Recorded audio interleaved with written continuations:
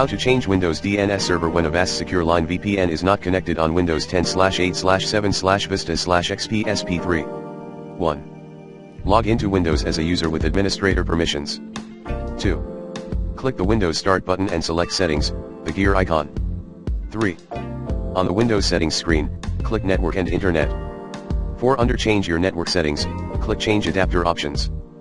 5. Based on your current connection type, right-click the relevant Ethernet or Wi-Fi adapter in the network connections list, then select Properties from the context menu. 6. If prompted by the User Account Control dialog for permissions, click Yes. 7.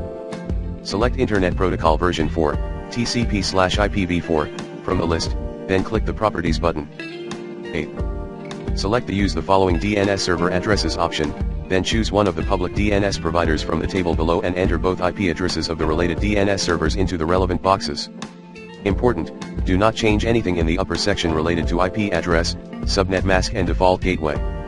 9. Click OK to save your changes. 10. If the Windows Network Diagnostics window appears, click Cancel to exit.